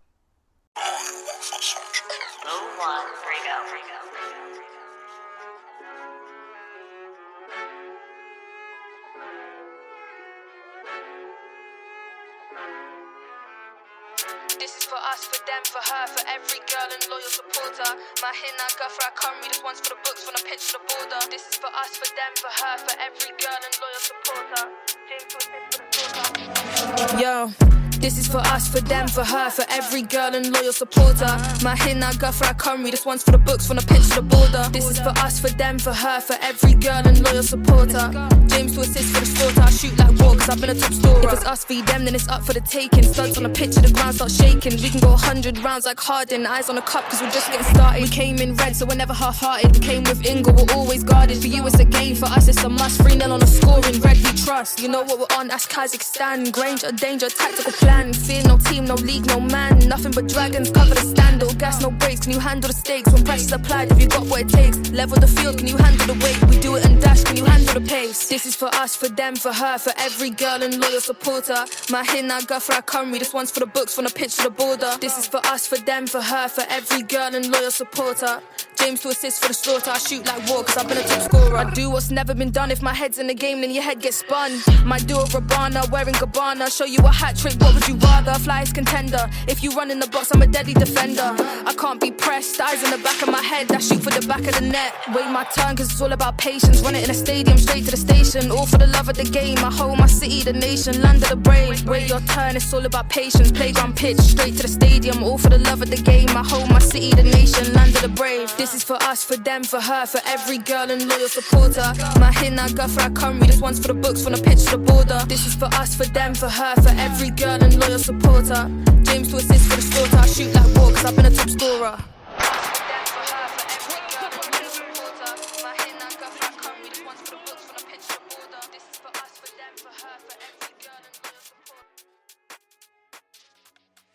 Cardiff rapper Juice Menace there, For Her. Fantastic track. You can also find that on Bandcamp if you do a search for her. That is it for our chat about the Women's World Cup and our chat about international football. We're going to be turning our attention back to the domestic scene next as we look around the weekend's action in the Canadian Premier League and a very exciting announcement from one of the teams out in Halifax. And we'll be back with all of that after this. Hi, I'm Stephanie LeVay, and you're listening to the AFTN Soccer Show. Through a line into the darkness, we're shadows placed inside this light will shine unbroken tonight.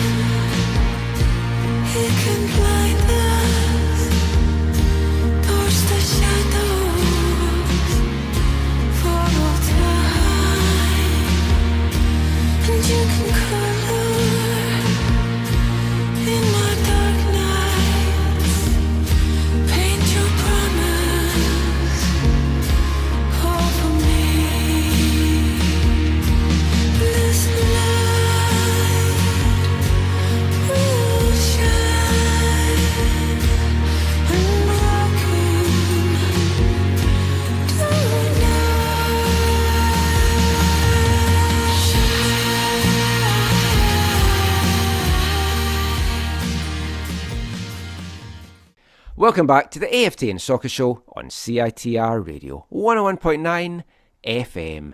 And kicking off this part, I think I played this song last year. It is the theme tune to an absolutely fantastic BBC Scotland crime show called Annika. That's the name of the show, not the song. The song is called Bringing Murder to the Land. It's by Anton Newcombe and Dot Allison, written especially as the theme for the show. And the show is back this week for a second series. It's set in Glasgow, and it's the Marine Homicide Unit. And it's 6 standalone stories in every season. But what's different about the show, and what I love it, when I watched the first episode, because I knew it was going to be like this, and I wasn't sure about it. But then the more I've watched it, I love it. And I love this storytelling style, and I've seen it in a couple of other things in the past. It's basically breaking the fourth wall.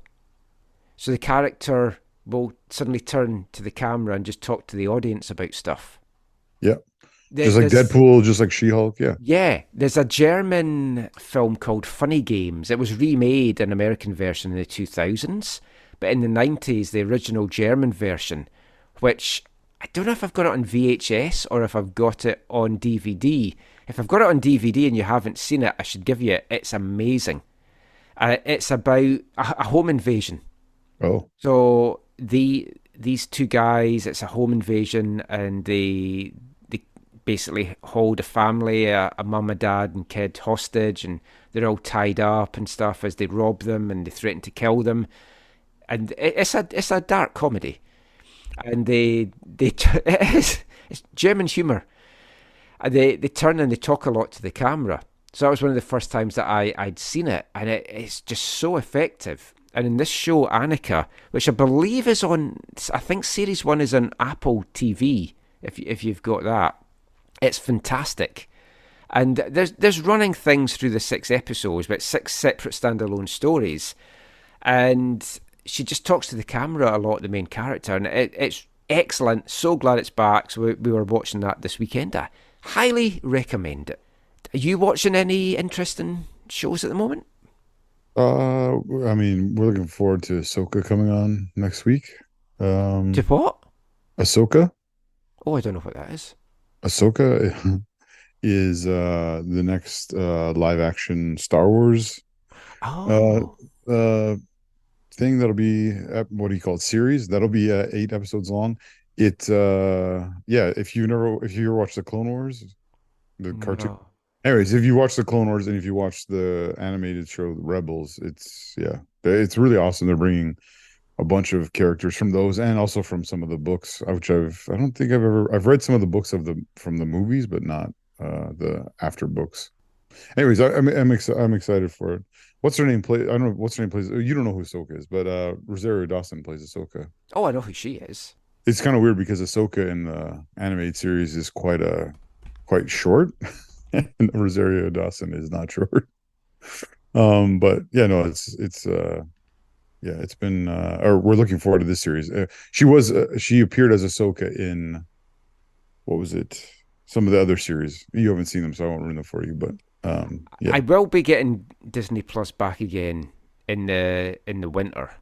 Yeah, I need to. You need to get back in your MCU. No, I know. I'll get it back probably just before Christmas time. It's just there's been so much going on football wise and stuff, but I don't know. I've been having a kind of a week of epiphanies, really, like just how much time I give into doing all the soccer stuff, and obviously I enjoy it, and like the show continues to go from strength to strength, and we're constantly in 4 figures with listeners, and I don't know, it's like once we hit episode 600, which I think I've worked out will be the end of January if we keep doing one show a week.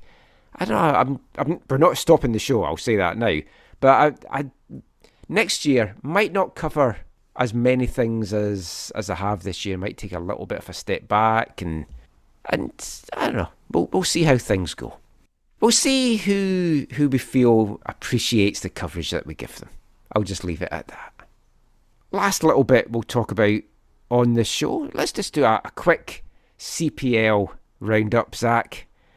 Your boys. There's some interesting games this weekend, but the thing you can draw again. Last weekend was the same, but this weekend again was the significant need for VAR. I was going to start by saying that York United got jobbed. Yeah. I meant to go actually and watch the post-game presser just to see if Martin Nash. Oh yeah, because the arm was like here, right? The arm was against the body. Yeah, that one was crazy. And there was an offside flagged. The guy was in on goal, and the offside flag went up, and he was way onside. Yeah.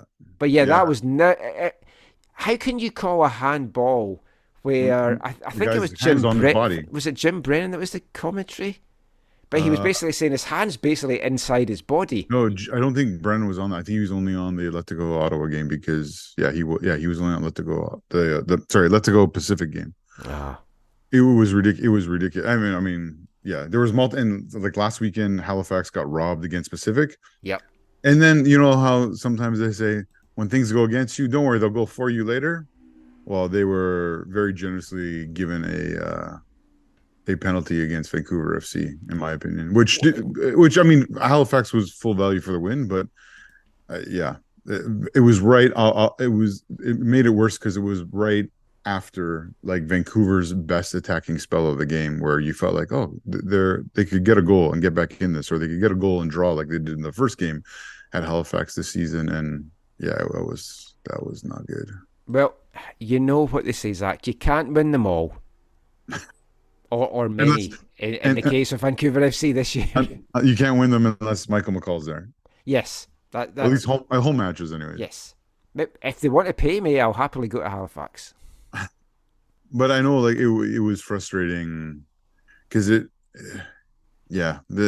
felt like after that, maybe even a bit before that, like heads went down pretty quick and the fight wasn't the same as it's been in other games. And it was, I mean, aside from the really run-up scores, it was on the scoreboard and it was a comprehensive defeat, and it was disappointing. But the crazy thing it was also disappointing because actually we had chances and didn't take them. Well, because Vancouver outshot Halifax and had more shots on target. Yeah, and I think some of our best chances were not shots on target. Like the ball in that spell, I think it was that ball through the box that Diaz just barely didn't get on the end of. That was one of the, if not the best chance of the game. And then Halifax brought on Daniel Henry to help close out the game, and I can't remember. Yeah, I thought here's a chance to get 3 goals back. He made a big block at the end, I think it was. I thought it was a penalty. I will say that. Romeo gets to the ball, but he cleans the guy out. He follows through and takes the guy out. No, not for me. If you see the angle from kind of behind. Yeah, well, if you see the angle from where the referee is, I understand why the referee gave a penalty. Yeah. That's why you need VAR. When you look at the angle from behind, from the other side, it looks like he totally gets the ball. It goes off the guy falls over his legs.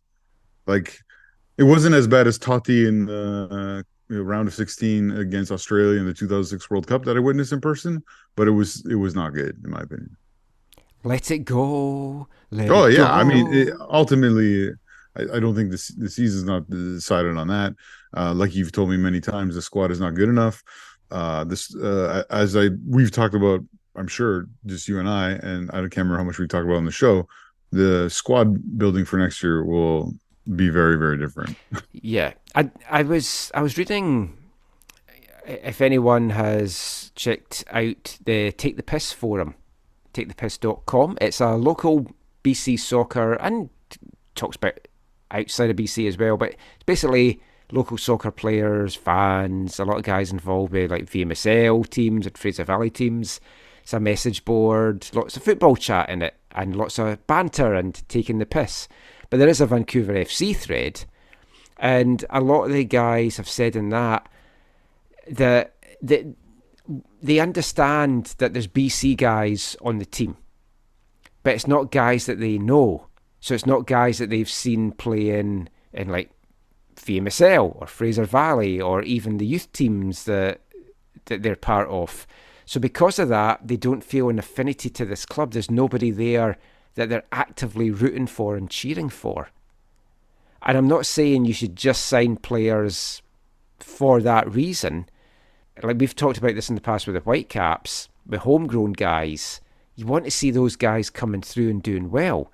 So I think for Vancouver FC, if they want to get more buy-in from the local soccer community, not just fans and supporters, but people that's involved in the game, they need to have some guys that people know locally. And that was one of the things that switched me off. Yeah, but not talking about you, but like, Michael, to me, that's an excuse, right? Like, to say I'm not going to support this local team because it doesn't have someone I know from. Well, they're not saying that they're not supporting like, it. It's just they don't feel an attachment to the team because there's no one that they can latch on to. Now, I feel a bit different now that Ivan's there. Right, totally, yeah, and I know people. It's a guy I know, and obviously, but like, how much Cali, I was pleased with Cali, and you're gonna have to sign someone that everyone knows to get them like that. Like, I don't know. I know it seems like a nice online excuse to say this is why I don't support or I'm not more engaged or whatever. I'm not saying it's illegitimate, but it's like because I mean, although there's BC guys, it's like. Yeah, so you don't know TJ Dahid. You're not going to go and you're not going to engage with his story and who he is and what he's done and where he's going. Like, that's, to me, I mean, people can feel that way. I'm not telling people to change their feelings, but to me, it sounds ridiculous. Yeah, but that's something that the club have to look at. Like when they do their end of season chat to everyone, it's like, because I take it you read the good article that JJ had in the Province this week. I haven't actually read about it. I heard about it. Yeah. So like chatting to Rob about stuff, and basically Rob knows he needs to go and find out how to engage the local community more. Well, yeah, and we've talked about this on the show. The major approach they took this year did not work, and they won't go back to that in the same way. Yeah. But it is also, and this is something that Rob said, and I fully agree with this, it's a tough market. He said Vancouver. He should have probably said the Lower Mainland, because already you're switching people off when you say Vancouver's a hard sell. But it can be. But then this weekend, there was the basketball on at Langley Event Centre, and apparently it was fantastic crowds there for the Bandits and the Final Four and stuff. So people will come out to watch winning teams. Do you want to know the truth about that, though, Michael? Did they give away a lot of free tickets? It's a way to fill the stadium. Yeah. Oh, yeah. No, I'm not knocking that. You give the first one free. You want more, then it's going to cost you some money, baby.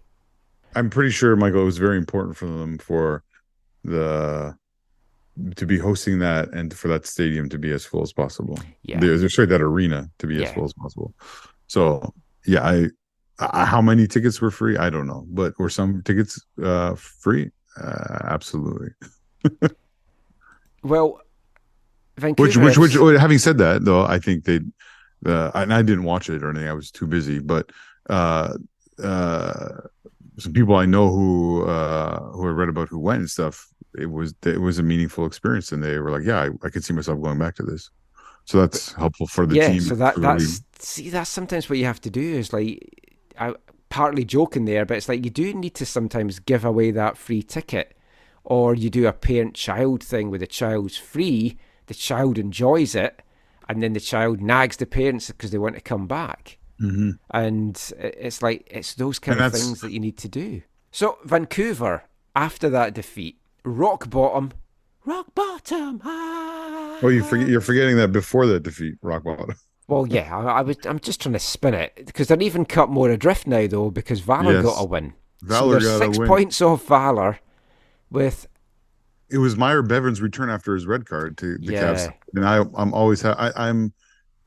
my appreciation for certain clubs has waned over this season. Well, I mean, Vancouver's got 9 games to go. So there's 27 points up for grabs. So they could still get 41 points. It's the glass very full with a heavily intoxicated drink viewpoint. Realistically, they're 14 points back off the playoff line. Yeah, it's bad. Yeah. Are they going to set a record? Are they going to be worse than Edmonton? Yeah, let's hope not. It's a tough season for them, and they need to finish strong. What I will say is I do feel they've got the foundations there to turn things around. There's a really good core. They just need a bit of a overhaul. They need a big off-season rebuild. But yeah, we'll see how that season plays out. Last thing I want to say is just about Halifax. They announced this week that they're going to be launching 2 League One Atlantic sides next year in the newly formed League One Atlantic. A male and a female side. They'll be the first CPL team to have their own teams in League One. Obviously, there is the affiliations that we've seen this year. Do you see this as a way forward? The CPL, way forward to what? A way forward. Well, right. Two things in this. First of all, do you see this as a way forward for CPL sides, that they will have kind of a reserve team in League One? I mean, you've kind of got it that Cavalry is going to have Calgary Foothills because they were in League One Alberta, but they are run separate from the organisation. That's more like an affiliation. This is an actual. This is a fully fledged team in. Do you see this as a way forward? I can't remember if we talked about this on the show or just you and I talking about it, but Halifax, I've known for a long time that Halifax is one of the clubs in the CPL that is passionate about having a women's team, and this is a first step for that, and a fantastic first step. All for it. Oh, totally. Oh yeah, it's great. So. Yeah, will other teams follow suit? I don't know. Will it be a league mandated like it was in the American League to have a second like an official second team or an affiliated team? Maybe. The bigger conversation in this is what will Halifax be able to be a part of, not just having a women's team in League One level, but having one at the the full level project. Yeah, I want to get Derek Martin on the show, so I might actually try and get hold of him this week for our next show, just to chat about all of this, because it fascinates me. Yeah, he's talked about, he sees this as a way, the women's team, to then become a pro team. So right now, if it's going to be a pro team, you're looking at Project 8, and Diana Matheson has said she'd like a team in Halifax because it's one of her favourite cities. I think you have to look a little bit beyond that, but that was kind of what she was kind of, not joking, but that was really when she had her introductory press conference, when she was talking about places she'd like teams. That is what she said. But realistically... also, when you look at what Halifax Wanderers have done in Halifax... Yeah, that's what I was going to say. The most overall, I would say... I mean, obviously people are going to talk about Forge, but I'd say overall, when you think about not just on the field, but you think about the off the field, you think about the stadium, you think about the engagement with the local community, and in terms of being in a place where, I don't know what's going on with ice hockey in that community, but they're like, if not the biggest thing in town, they're maybe they're in the top one, 2, or 3, right? So they've done a lot of good work there in a place that was ripe for it. And yeah, of course, Project 8 would be interested in going there because they can have you would hope they can have a similar type of impact. Yeah, it's a fervent hotbed of football support. And for me, Derek Martin and the Wanderers are exactly the type of ownership group that Project 8 should be working with. Yeah. And if they're not, because of the whole CSB deal and because they've said they don't want anything to do with that, I think they're making a mistake.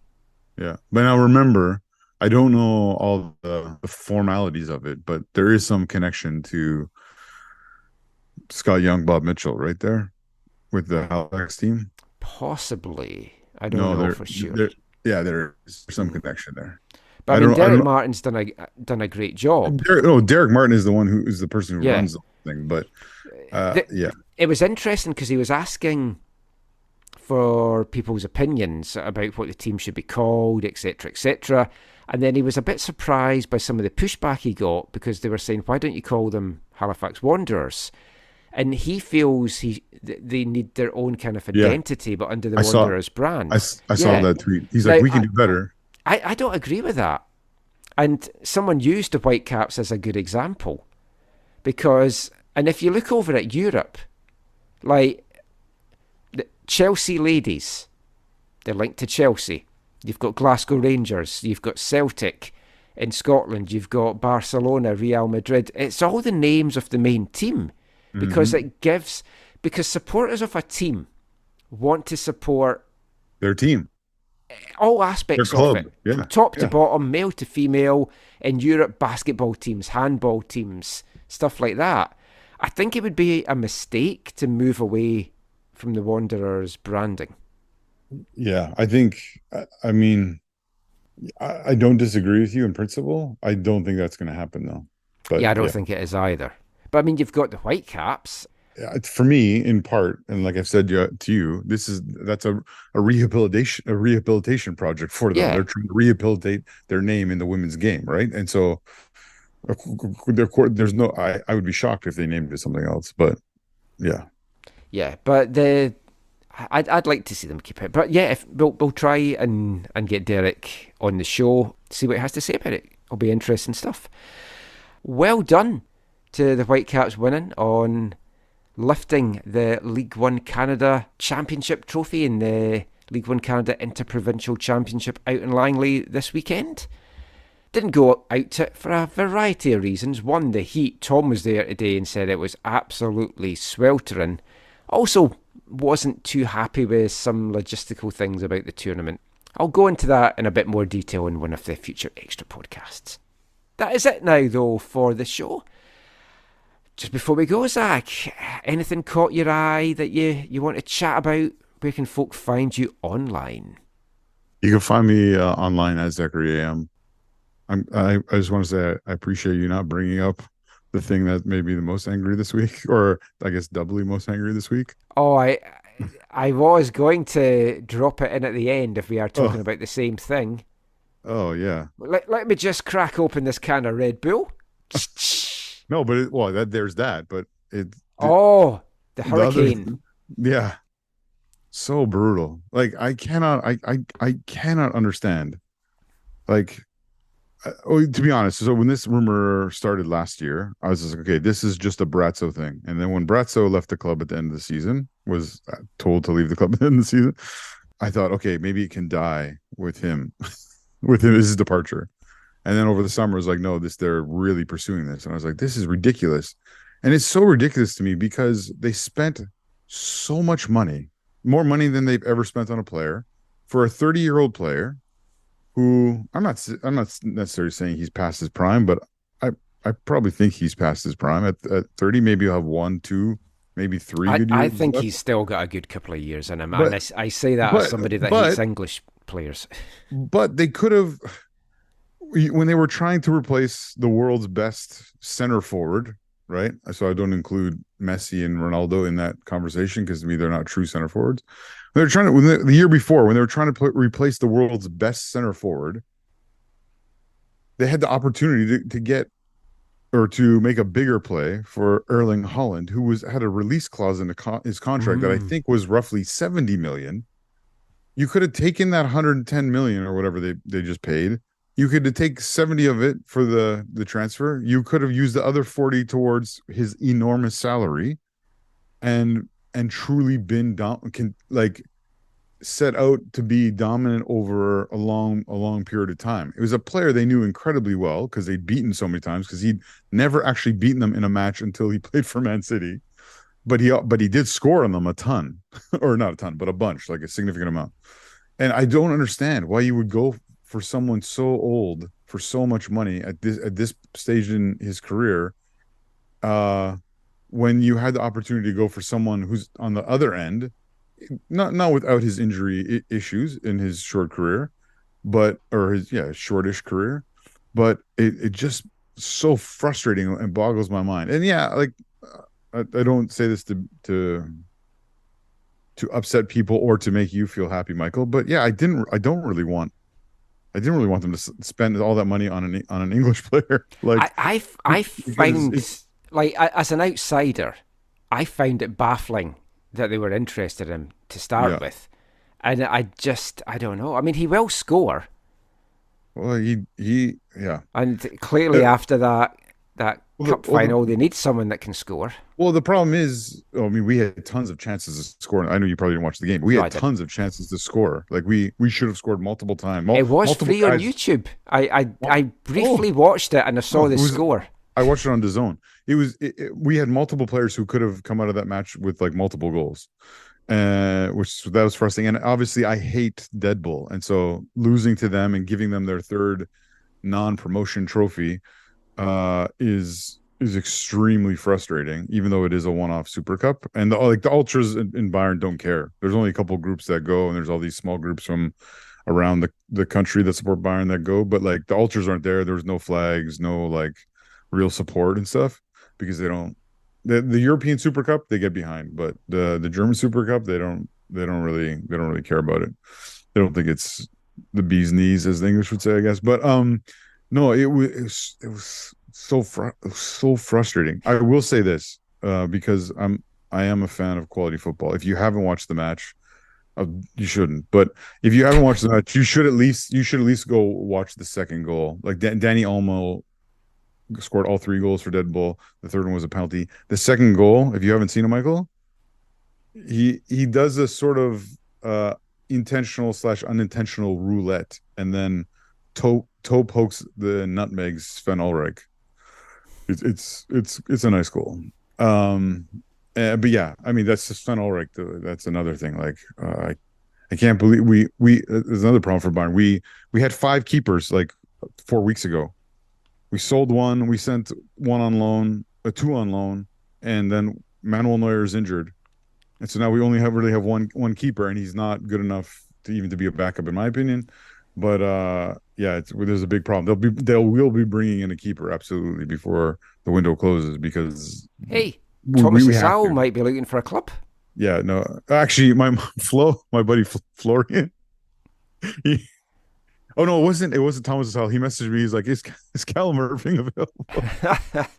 Would he mind coming?" And I said, "Well, he's a United supporter, so he might have second thoughts about it." But anyways, very, very frustrating. And then it made it even worse that my local club and my first love in club football both lost 3-0 on the same day. It was very frustrating.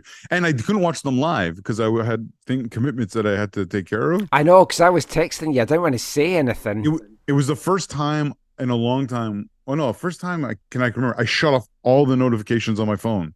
So because I didn't watch them till extremely late at night. So I had all my notifications off of my phone, except for the phone itself, but everything else off. And then I got home and started watching them, and it was like, oh, you got to be kidding me. So what I'm hearing you saying is you don't think that Kane is able. Nice, Michael. Nice. I do want to say one thing about German football. For the rest of the league, it was the opening weekend of the cup. You go on YouTube. Well, some of the games you can see on DAZN if you have DAZN, but go on YouTube. There's a couple really good upsets. Michael, I know you love a cup set. Oh, I do. What was the first one? Victoria Cologne from last year's 9th place team in the 3rd Bundesliga knocked out Werder Bremen, which is really sad because that's Ian McHugh. He's one of our buddies. It's his team in Germany, so I'll have to message him and ask him about that. And then Unterhaching eliminated Bavarian Derby. They eliminated Augsburg, I think 2-0, which is a great. Any team that has hacking in their name sounds good to me. Well, if you're a Bayern supporter and you hear Unterhaching 2-0, it brings back some very, very, very fond memories. But I think it was 2-0. Anyways, they knocked out Augsburg out of the cup, which was interesting. And then there are a bunch of the other games were lots of what time is it going on in the first round of the cup. But yeah, I'm just making a little note here to cancel that Christmas present I got ordered for you of the Harry Kane replica jersey. Oh yeah, please do. Okay. I do, although I do need something in the bathroom just in case the paper runs out. I could always use it for that. Well, East Fife got their first point of the new season in a 1-1 draw against a team that had been down to 10 men from the 80th minute. No, sorry, from the 10th minute. They had 80 minutes with a man advantage, and then they scored late in the game because basically the Stranraer keeper did a Columbia keeper fumble. Oh, wow. Like a double, triple? Yeah, it was a double. Oh. And then we got the equaliser. But there's been 7 draws from the first 10 games in the first 2 weeks of the season. So it's shaping up like the start to the CPL season. So a lot of parity. That's what you want. That's it for the show. Give us a follow on Twitter, AFTN Canada, youtube.com/AFTN Canada. If you enjoy the show, leave a favourable review, some 5 stars, whatever you want to do on wherever you listen to it on your podcast. It always helps us out. And if you really like the show, you can subscribe to our extra podcast. $3 a month, $30 a year. Check out aftn.ca to find out how you can do that. We will be back with another episode soon. Lots of interviews I hope to get lined up in the next couple of weeks. Until then, thanks for listening. Take care, and Mon the Caps.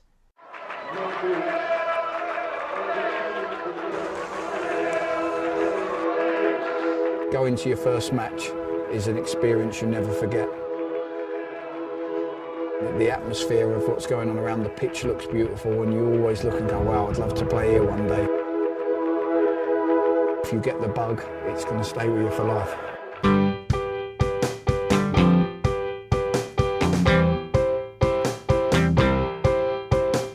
10 minutes left. Yeah, but there's still some time. It's not the final score. We need more than the numbers we're given. Show us you live and breathe the game. You're more than a name. That's what we came for. We can bring you more than the score. Every story. Let's take this thing off of the field into the real world, away from the numbers, away from the